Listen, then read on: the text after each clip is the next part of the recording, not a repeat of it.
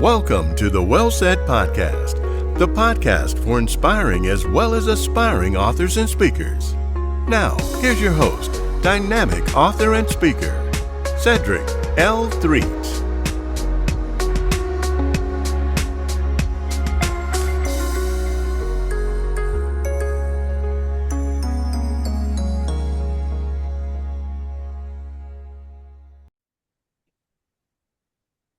What's going on, great people? Hey, welcome once again. And you know why I call you great people? Because somebody's got to be great today. It might as well be you. Welcome once again to the Well Said Podcast, the podcast for inspiring as well as aspiring authors and speakers. I am your host, Cedric L. Threet, aka Cedric the Edutainer, and Simple Cedric, and all of that good stuff. This is the Well Said Podcast. Before we get started, you know what you got to do. You got to hit the like button. You got to hit that subscribe button. And you got to share this with everybody. You got to hit the notification bell so you'll know what's going on here at the Well Said Podcast.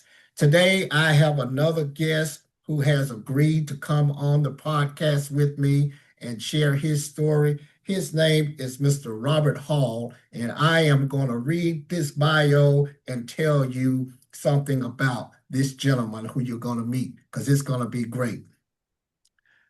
Robert Earl Hall is a native of Saltillo, Mississippi. Did I say that right? That's correct. Absolutely. Okay. And a 1984 graduate of Saltillo High School.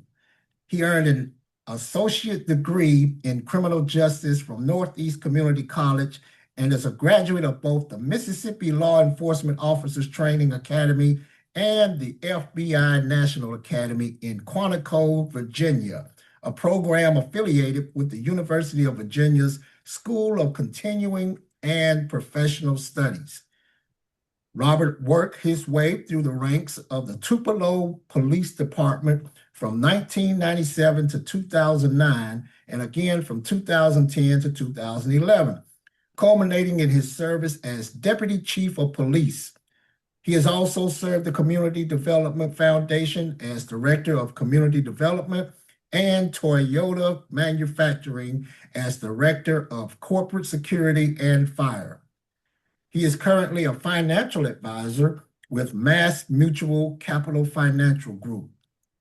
Robert has dedicated many years to servicing others, both professionally and through active volunteerism. He has served on the boards of the Salvation Army, SAFE Incorporated, the Boys and Girls Club of America, and the Tupelo Neighborhood Partnership. He is also a program developer for Project Elect, which stands for Enthusiastic Leaders Engaging Changing Times. It's an initiative focused on recruiting community members to help address issues such as school dropouts, crime, and teen pregnancy. Robert played a key role in introducing community-oriented policing to the citizens of Tupelo and the Tupelo Police Department, and assisted in the development and implementation of the successful Weed and Seed program in the Haven Acres neighborhood. His community efforts also include helping to establish the Tupelo Police Athletic League.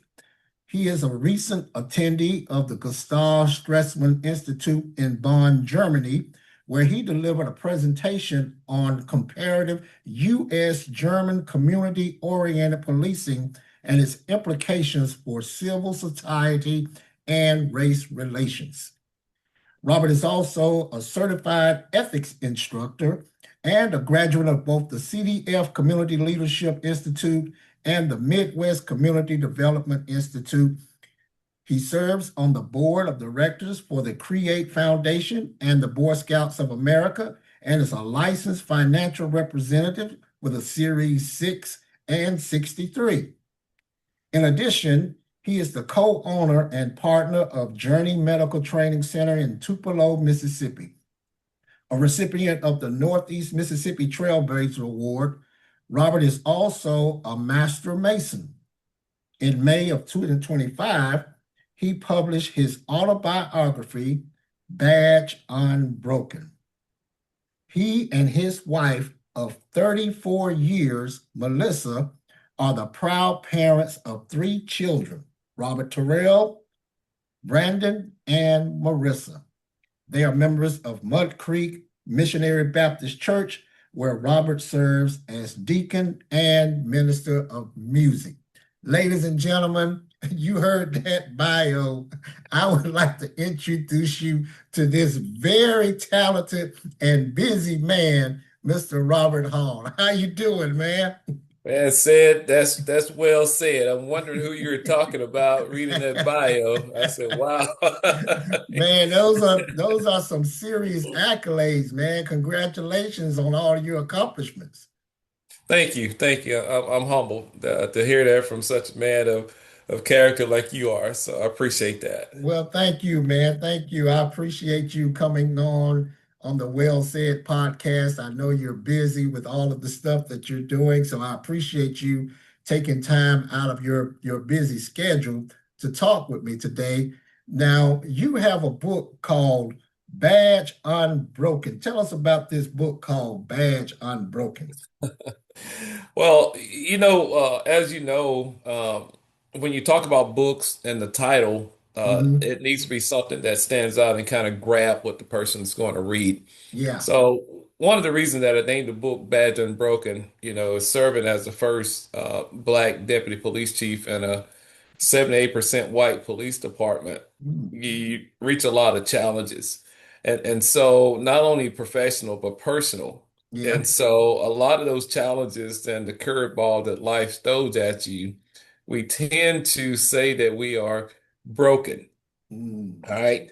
I have a problem with people saying that they're broken and been told that they're broken, especially after they've been connected to the blood of Christ, because he's Okay. already shared his blood for us. Right. And Right. so I believe, with the title of the book being Unbroken, is that we can be stretched, we can be pulled, we can be hit up on, Hmm. beaten, Yeah. but they can never break you because you're part of the Almighty.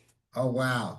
And so that's why I called it Badge Unbroken. So it is a book, featured on, it's nonfiction, Hmm. featured on the life of the first African American police chief in Tupelo, Mississippi, and the trials and the triumphs and the challenges that he went through trying to do his job, but also protect his African American community from the brutality of some of our white police officers, just to be blunt with it, Hmm. Hmm. what was going on out there. So that's Yeah. what the book Badge Unbroken is about. Okay. Okay. So it's a nonfiction book and it's real.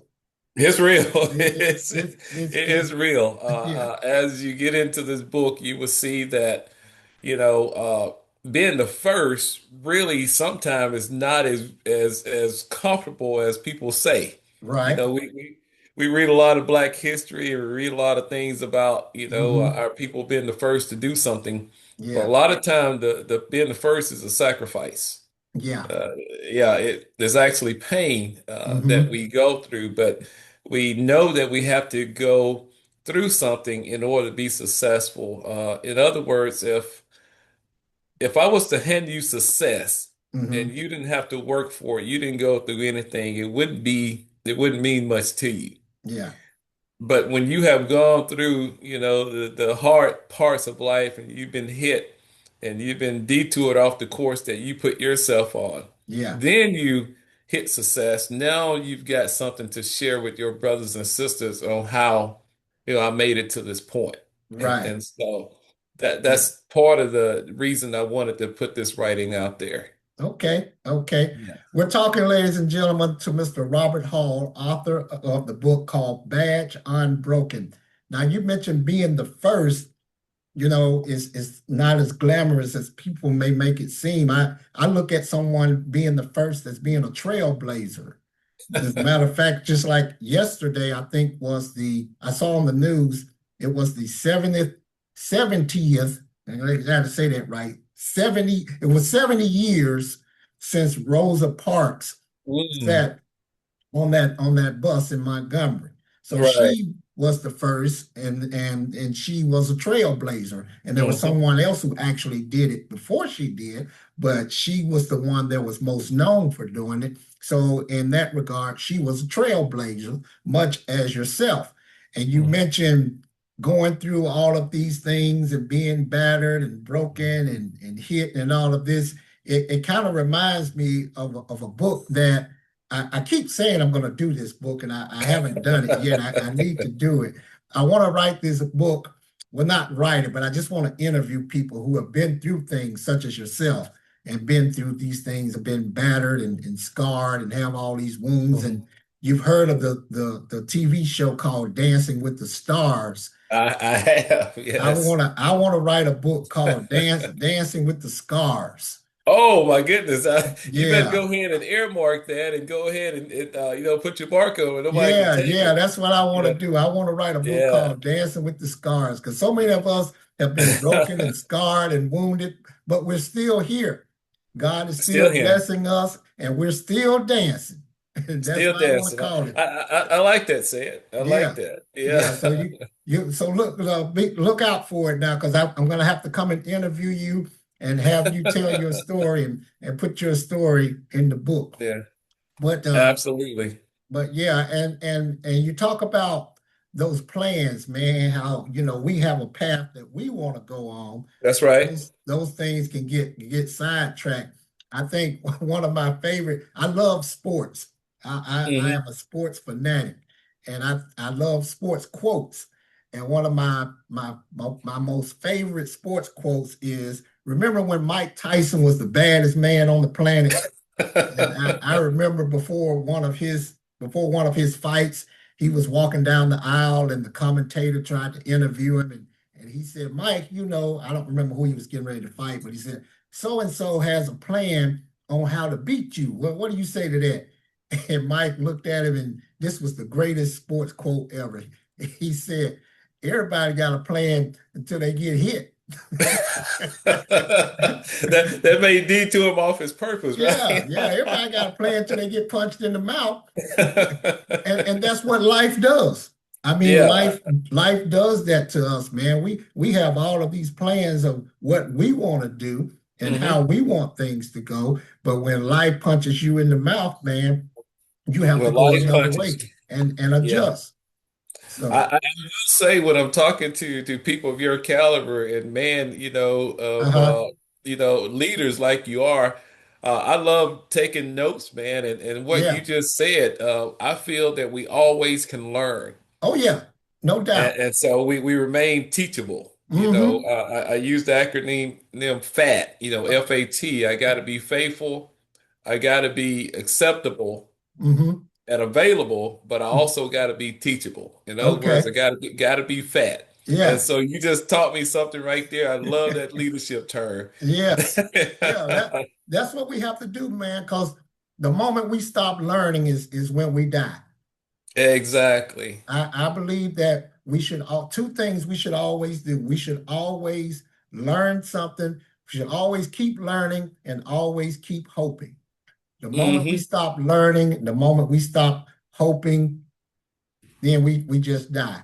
We just die.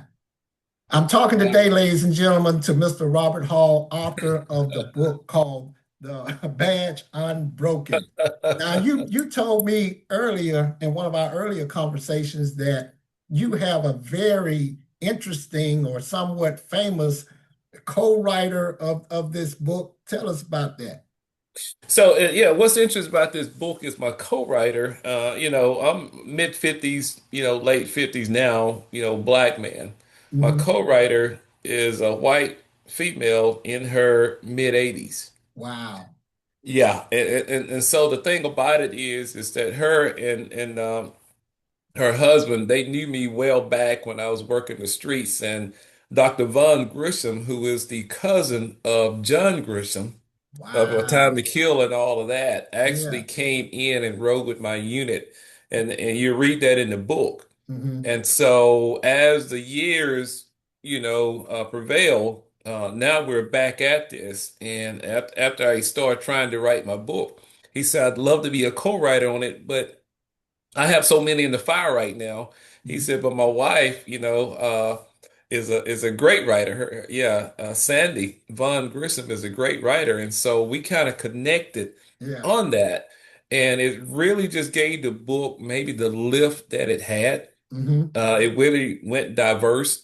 And even though it's a book written on race relations and effective change, it really Hmm. has drawn an audience that I didn't think that it would actually draw. It has Okay. drawn an audience of probably 70% of whites right now, Okay. from 50 and up that has purchased the book and Yeah. have sold out, two signings on it. And so that was Wow. very, very interesting. Yeah, that is awesome, man. Congratulations. Yeah, thank you. So I give accolades to Dr. Vaughn and Sandy Grissom for their help in this. That's great. That's great. And that's a testament to timing. You know, Absolutely. being in the right place, the right time, and not being afraid to toot your own horn because you had to hmm tell them about what you were doing. And they hmm said, hey, well, I got so and so and so and so. I may not be able to help you, but my wife she's a great writer. She can do this. And I tell people all the time, don't be afraid to toot your own horn. If you have written a book, tell everybody about your book. Everybody that comes within 3 feet of you, tell them about your book. You don't know who you're going to meet. You That's may be meeting a publisher from Simon and Schuster or mhm. one of these other famous publishers. Everybody knows somebody. and, So, and ask for help. yeah, There's nothing wrong with getting help, and me being associated with them and getting help from them. Right now, we're in the talks with a local film crew that's working on the documentary for Badge Unbroken. wow. And I will say, and I am not the one that's raising the money. I'm not the Hmm. one that's soliciting, where everything is going to be done and the story. Yeah, It's people that don't look like me. yeah, So yeah. it's a race-based book, Hmm. of a black man having to come through all of this. Yeah. But now look how God has turned it around. And you got, predominantly whites actually pushing to get it into the hands of more of our citizens and the population and to tell the story on the screen. Wow. And so that's how things can actually take off and change. Yeah, yeah, you never Yeah. know. You never know. Ladies and Yes, gentlemen, if sir. you're just joining us, I am talking today with Robert Hall, the author of the book Badge Unbroken. Now, Robert, you also mentioned, and I read in the bio that you were in Germany speaking at an event. Tell us about that. How did that go? Yeah, actually, yeah, I'm part of a study abroad group when you're dealing with American police and society versus German police and society and the differences within that. And Hmm. so I was asked to be on this study group and actually present, my side of what community-oriented policing looked like in America to Hmm. Germans. Okay. Now, granted, you have what we call here community-oriented policing, and you always have some cities where police officers are trying to work with the community. Right. If you look at Germany, it's the opposite. The police Hmm. and the community do not coordinate anything unless Really? it's got something to do with enforcing the law. Wow. Yeah, there's no police officers inside of a restaurant eating or, at community gatherings, Hmm. or will even take a cup of coffee from a citizen. It's just not the way it is. Wow. So I visited three cities over there. Hamburg Hmm. was one, and then also Berlin, was Okay. one, and Orenburg. So, Hmm. but and in these cities, they didn't really understand why they was having some of the race problems that they're having. They have no relationships. Mm. They have the relationships are terrible when it comes to police and community. And so, studying that. And looking at America, we are not as bad as we think we are. But on the flip side of it, the study also shows that you have a lot of police departments here that's pretending to do community-oriented policing, Okay. and they're really not doing it. And the Hmm. people that suffered on that is the African American or your impoverished communities or your Mm. Hispanic community. Yeah. And so that is something that in our predominantly black states, cities, and towns and counties that the community has got to educate themselves on the role of the police officer. Yeah. I mean, we're paying the taxes and the salary and all of that, and we deserve everything that the people across town get. Mm-hmm. But we tend to get lax and not understand what's going on and don't educate ourselves. So when something happened between community and the police, usually we jump the gun and don't get the facts. And then we actually probably ruin the outcome. Ah, So we need to educate ourselves on really what's going on before we have an incident. okay. And so that's in a lot of my speakings and gatherings. I really want to, I talk to the churches about this. A lot of our black pastors Mm-hmm. and our community leaders, NAACP, you name it, Mm-hmm. they need to understand this before something happens. Okay. And that's where they get us. Uh, we jump out, just say shooting, white officer versus black male. And I want to be very candid with this. Right. The first thing we want to do, especially a lot of black leaders, hey, we're going to go and confront, we're going to march, we're going to get on TV. Mm-hmm. And we haven't gathered the facts yet. While the Right. officers and the attorneys are in the room gathering that's, way ahead of what we're going to do as a community. Yeah. But if we understood those steps that they take, we would Mm-hmm. sit back and understand the investigation first, Yeah. gather our notes, and Mm-hmm. then we would ask the hard questions. Yeah. Yeah. I've actually witnessed that in my own hometown here just recently. I would say within the last 6 months or so, we had an Hmm. incident where something happened and everybody rushed to judgment. And a lot of times, what I hear you saying, and correct me if I'm wrong, a lot of times we are reactive as opposed to being proactive. Absolutely. Yeah. Absolutely. And so that's where I stay in trouble a lot, Hmm. especially, and I actually talk about it in the book, but I don't mind staying in trouble as long as it's probably going to save a life or put a community on the level that we need to be. Hey, it's as And John Lewis says, good trouble. it's good trouble. And Yeah. so I'm in a position now that I can talk and speak my mind. So part of my goal with this book is to visit these predominantly black towns, the Hmm. black churches, and all of this, and actually share my story as a Okay. black officer in Yeah. charge that needing to protect a young black male Hmm. that could be guilty, could not guilty, but the officers can't be the judge and the jury on the street. Right. So this is what happens when you stick your neck out, even as a supervising officer, to protect a kid on the street, is Hmm. that the powers that be inside your department and your council people and the politics get involved and come back and they retaliate. And Hmm. that's why a lot of officers and a lot of black officers Hmm. overlook Yeah. things. And Yeah. they see that people are being mistreated and misused on the street, but they turn their head just to protect their own skin. That Wow. bothers me. Yeah. Yeah. So, but as an example, look what happened to me when I confronted the situation, even though I was an officer in charge. But Uh-huh. the flip side of that is, I'd rather be sitting here out of police work talking to you about that incident than Hmm. to be in police work holding information back. One day, your son or your kids may Hmm. be misused by the same cops. Yeah. Yeah. Yeah. So that really bothers me when our police officers see this and they don't stand up. And the Wow. community, yeah, don't know how to confront these officers that's not standing up for the wrong or Okay. for the right. There you go. Yeah. Yeah. So you see I'm why I stay in trouble. Hey, but it's good trouble. It's good trouble. I'm talking once again, ladies and gentlemen, to Mr. Robert Hall, author of the book Badge Unbroken. Now, man, you mentioned this good trouble. You actually, so to speak, you stood up against the establishment. Is is that Absolutely. is that what happened? Absolutely.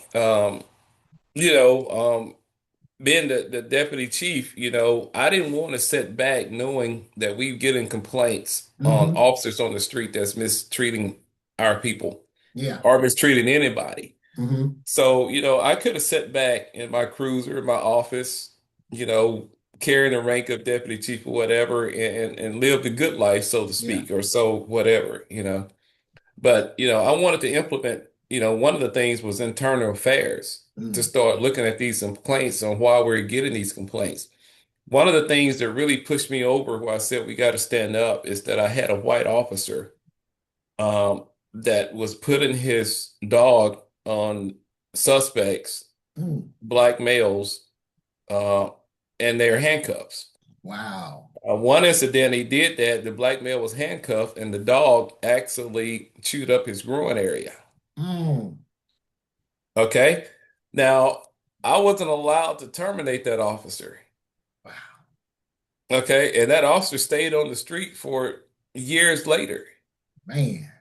until he kept on getting into trouble. Yeah. And so, and this is the thing of where, our political people and our community leaders, and I put a lot on our black churches, Mm-hmm. said, is that we've got to educate ourselves, Yeah. talk to people like me Mm-hmm. to get ahead of the game on these things. Yeah. And that's why I'm not in police work today. So I went from being a top cop, FBI National Academy graduate, Mm-hmm. second in charge, all these accolades, Yeah. years of training and investigations to defending myself against the same system that I work for. Wow. Man. So you see what I'm saying? Yeah. And so where do we get this effective change? We've got to start looking at these things where we can do effective change. Okay. Now you mentioned that you go out and you speak at churches and other organizations and you do this. Give us your information so that people can know how to contact you if they're interested in having you come and speak to their organization.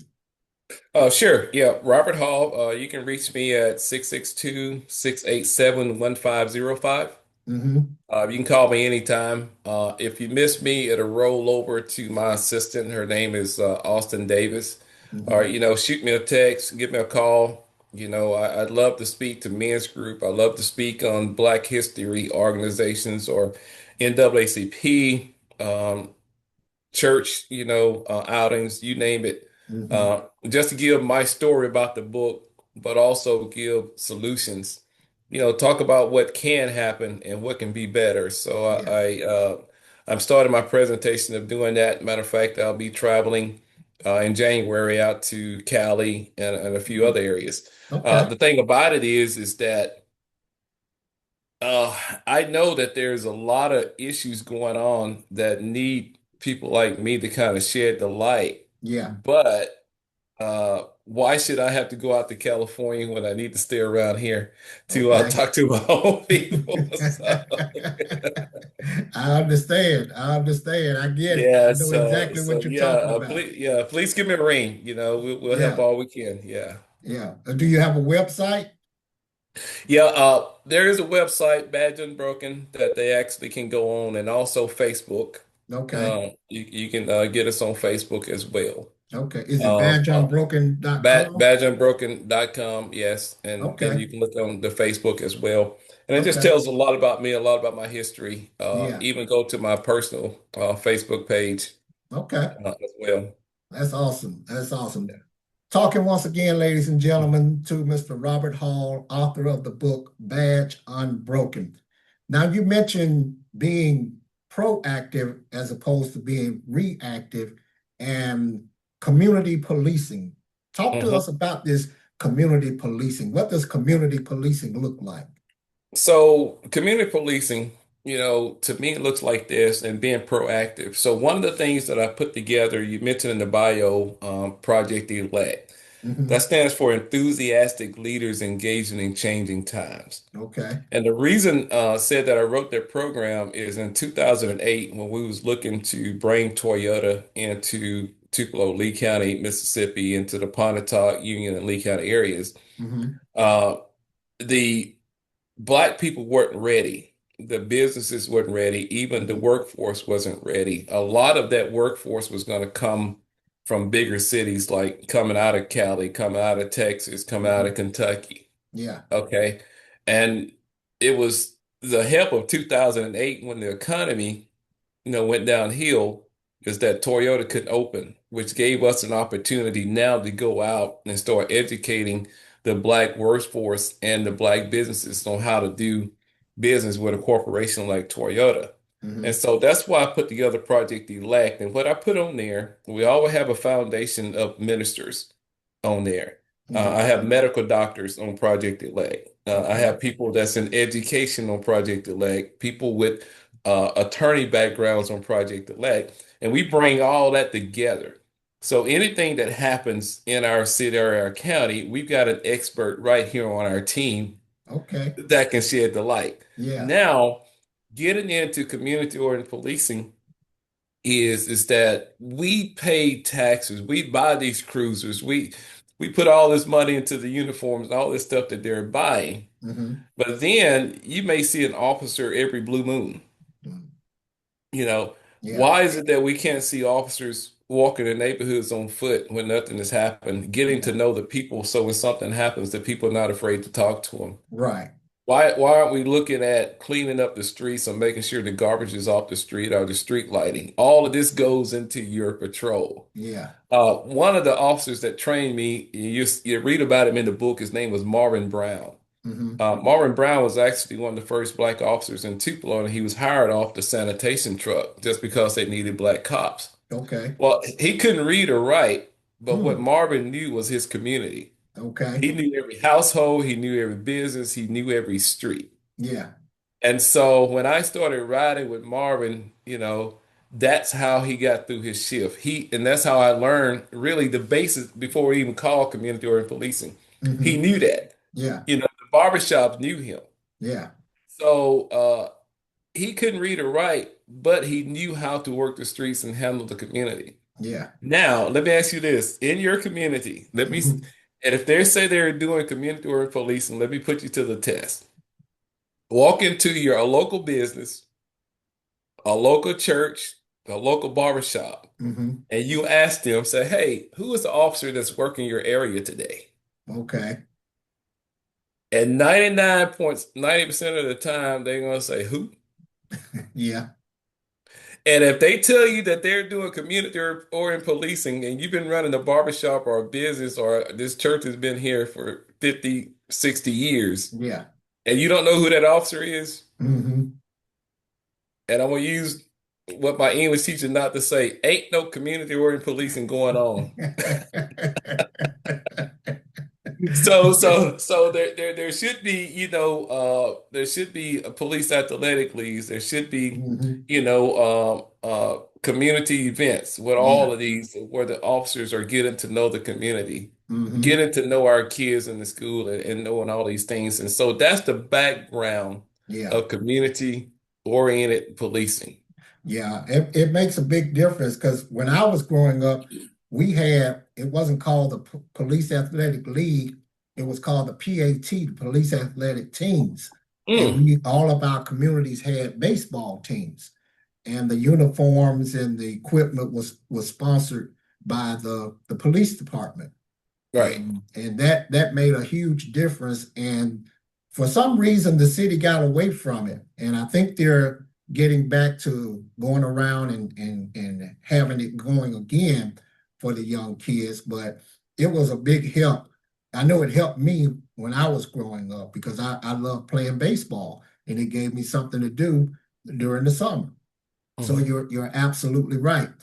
Talking once again, ladies and gentlemen, to Robert Hall, the author of Badge Unbroken. Now, in Germany, do they walk around with the little hats on and the billy clubs and all that stuff? Because I was in the Air Force and I spent 2 years in England, and those officers that we saw in England, we called them bobbies, I think is what they were called. Hmm. And they had the little tall hats and they didn't carry a gun. They just had those billy clubs that would let you know they meant business with their billy club. So what does it look like in Germany? That was in England where I was, and I don't know Yeah, if it's still it's that it's way really today. different. I mean, you got the uniform. Yeah, they do carry the weapons. They do still carry, the clubs and all of this. But in Germany, there's a lot of teams that they have to have with riot control. Mm. which is one of their biggest problems, especially with the big what they call football, which is soccer and all of Hmm. this. They have to have officers that's trained for ride control. And so that's one of the biggest things with them. But when you see a German officer, it's just he's gonna look at you mean. Wow. He's not gonna, and especially being African American. Hmm. It is not a friendly environment. It's actually a scary environment, Mm. because he knows the law and that's what's going to be enforced. Yeah. But here's the flip side of that, though. Their crime is so much lower, and I can't pull the percentages out, Yeah. than it is over here because Germans don't play. Real. Yeah. They don't play. And what's scary about that versus the States right now, especially a lot of our communities, Hmm. is when you have people getting shot down on the street every other day, Yeah. kids, teenagers, or whatever, Hmm. and it's almost just like another day. Yeah. Nobody's out marching or raising heck on that. Right. That's a problem. Yeah. But when a white officer shoots down a black, Yeah. then everything's got now. What's wrong with that scenario here? In other words, we've got to start policing our own communities. Say this is not going to happen Right. anymore. It is not okay for every other day we have a teenager who's been shot down in the street. Now Hmm. he's dead, but Yeah. then now you've got you've got another one going to jail for life. Right.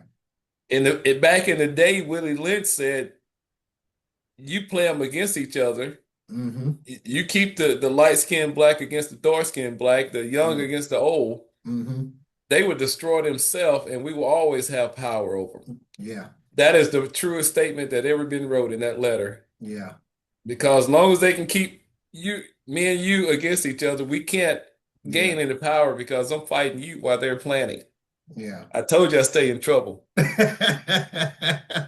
There's nothing wrong with that. Again, that's good trouble. That's good trouble. Talking to Mr. Robert Hall, ladies and gentlemen, author of the book Badge Unbroken. And that was going to be my next question. And you've already mentioned it. I was going to ask you about the crime rate. Is it lower or higher over there because of the Mhm. way they do their policing? And I agree with you, man. I think it's so sad, and I don't want to get political and criticize any groups or anything, but Mhm. we talk about Black Lives Matter, and I ask myself, well, do they? Because it seems like to me they only matter when a white cop shoots a black kid, because Mhm. obviously they don't matter because we're out here killing each other. But again, that's another story for another day. I don't want to criticize them. I think it's needed. I think the problem is with the wording when you say Black Lives Matter, Mhm. because people go around saying, well, all lives matter, which they Mhm. do. I think they should have said Black Lives Matter too, TOO, Mhm. because they matter also. But again, I don't want to get on my soapbox. But now, talk a little bit more about the book. Now, is this your first book? This is actually my first book. Took a little bit over almost 4 years to write it. Okay. We wrote through COVID and a few other things, and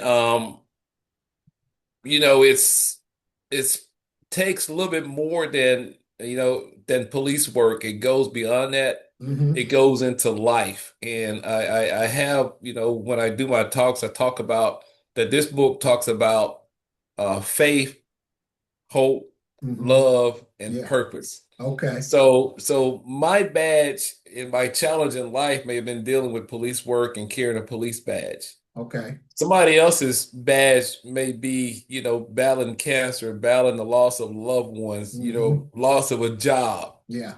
All these things that comprehends us, that could be somebody else's badge that they're actually dealing with. So I wanted Okay. this book to actually correlate more than just police work. And that's why I talk about sometimes we have to be detoured with bad things happening in our life Yeah. into our purpose. Yeah. And the reason I say detoured into our purpose, I look at when it was prophesied in the Old Testament that Christ would be born in the city of Bethlehem, right? Hmm. So, but when it got close to his birth, uh, Joseph and Mary weren't in Bethlehem. They Right. had to go there because they've been taxed by this King Caesar, I believe. And so, in other words, when we're driving down the road and we've got the way that we're going and we see a detour sign, I ain't seen nobody yet saying, man, wow, a detour sign. We hate it. Yeah. But sometimes when we take that detour and we have to take it, we get to where we need to go. Yeah. But it may be a bridge out down the road, the reason we detoured. Right. And so when we come up with our plan, like in Jeremiah 29:11, he already has a plan for us. And so he didn't say that I may have a plan. Right. He said, for I know the plans that I have for you, said. So in other words, sometimes we have to be detoured on what Robert or said wants in order to get to where he needs us to go. Yeah. And that's what I want to, share in this book. There's going to be some hard times in life. Yeah. There's going to be some times when you don't want to see the next day. You don't want to see the sun shine. Sometimes when you question God. Yeah. And he and I have had some fights, but he didn't care what I thought, And so we have to go through this to share someone else. If you have never changed a tire set and did what you did, could you tell me? Nothing. Right. I want to see that scar Yeah. that you got. Yeah. I want to see a war scar. Yeah. And I can see that you probably got a few you can talk about. Now you can direct me in the right way. Right. Right. That's what it's all about. That's what it's all about. That's what it's all about, man. That is awesome. That's awesome. I'm talking once again, ladies and gentlemen. My guest today is Mr. Robert Hall, author of the book Badge Unbroken. Now, did you go through a traditional publisher or did you self-publish it? So, good question. Went through a publisher, Okay. went through Nautilus Publishing.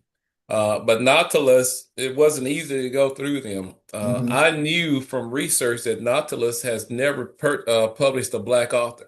Wow. Wow. Never published a Black author. And so Nautilus Publishing actually turned down my team 3 times. Okay. From publishing this book. Yeah.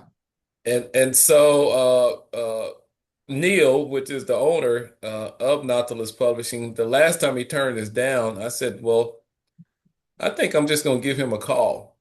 Okay. I'd never talked to him personally. It's been the other people out front, the editors and all that, talking to him. Yeah. And I called him. Okay. And I said, look, man, you'll never get another book like this. Let me tell you what Robert Hall is saying, not my writers or this. Let me tell you a little bit about me. Yeah. And that's how hard it is. And you know from yourself, or Oh, yeah. an author, it's hard. I said, let me tell you about me. Let me tell you why you need to publish my book. And it was a week and a half later, I got an email. He said, I think we can do this. Wow. So when someone tells you no, they can't tell you nothing else. Get them to tell you no again, or get out, keep going. Yeah. Keep driving. Yeah. It's almost like a football field. The first time you get hit, you're going to take your helmet and run. But going through life and what I've been through, and I can see it on your face too, you've been through some things. Oh, yeah. They may tell me no, but they don't know what they're missing. Exactly. Exactly. So now it's one of his best sellers. Yeah. That's awesome. That's awesome. And see, so with this publishing company, you said they've never published a Black author before. Never. I'm the first and the only Black author so far. So here you are blazing a trail again. I didn't think about that. Yeah, being that trailblazer that we talked about. And I always say, don't be afraid to ask people stuff, man, because my motto is there's only one of 2 things they could tell me, and neither one will hurt my feelings. That's yes or no. That's right. If they say no, it's no big deal because I didn't have your business in the first place. So That's I haven't right. lost anything. But if they say yes, look how much I've gained simply by asking. So Absolutely. Never be afraid to ask. Never be afraid to toot your own horn. And that's a testament to your perseverance. What you did was you persevered. Okay, you said no one time. I'm coming back. You said no again. Okay, I'm coming back. Third time, and then you called them yourself and you sold yourself on it. And that is awesome, man. That is just another testament to the kind of man that you are. And I'm sure he probably heard your character through the phone as you were talking to him. Mm. Well, I appreciate that, man. I know that nobody can tell your story better than you. Exactly. That's what I tell folks. No, nobody's gonna rock your baby like you rock your baby. That's right. That's So, right. so that's what I'm you gonna got write to that do. one down. Man, you all right? All right. Yeah. Yeah, you think I'm kidding. I'm not playing. Well, that's all right. I'm writing too. I'm making mental notes and everything because Okay.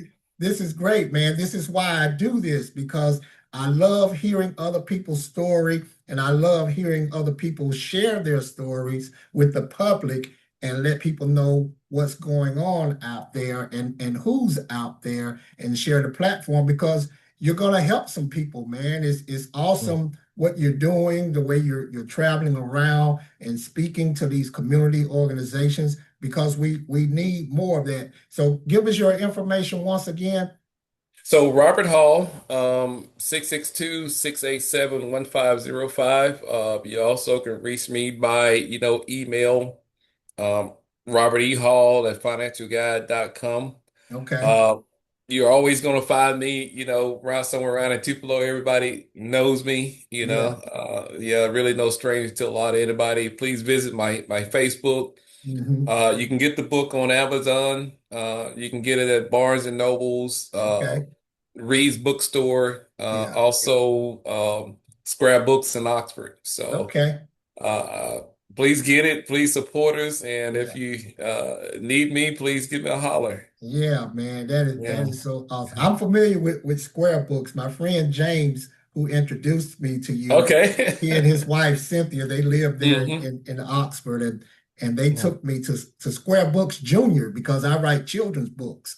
Mm, So Square Books Junior, they carried some of my books a few years ago. absolutely. Oh, wow. Yeah, so I'm familiar with that organization. Well, man, thank you so much for taking time out of your busy schedule, ladies and gentlemen. I have been talking to the great and the wise Mr. Robert Hall, author of the book Badge Unbroken. Do you have any closing remarks for the people, Robert? I'd say keep pushing and find your purpose. And a lot of us live years and years and years, never find our purpose. Hmm. I only found mine about a couple years ago, but Hmm. I believe it was Mark Twain, and I'll leave you with this quote that said, "There's two important days in a person's life. Hmm. The first day is when you're born, Right. and the second day is when you figure out why." Amen. So we still got a lot of leaders that hadn't figured out why we're here. Yeah.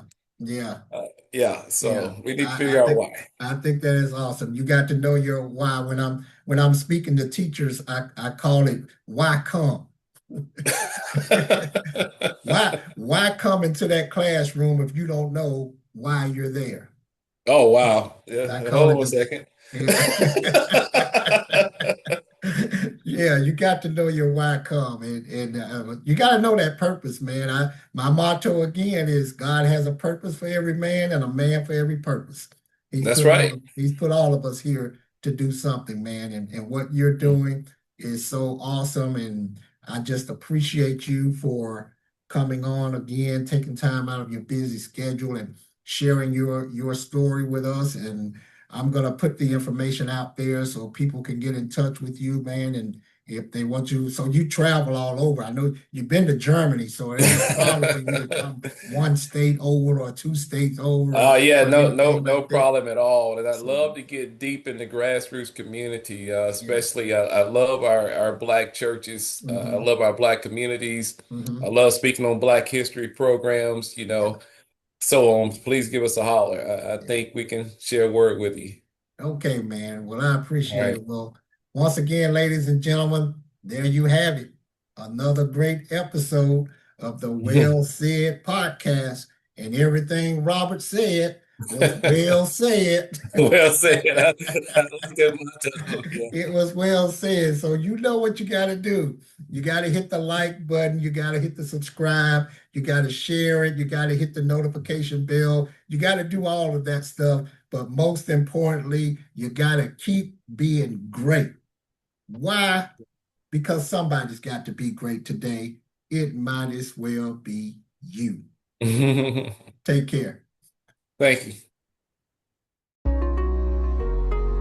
Thanks for listening to the Well Said Podcast. Tune in next time for another exciting and informative edition. If you need help on how to become an author or speaker, contact Cedric at cedrictreat.com. And thanks again for listening to the Well Said Podcast.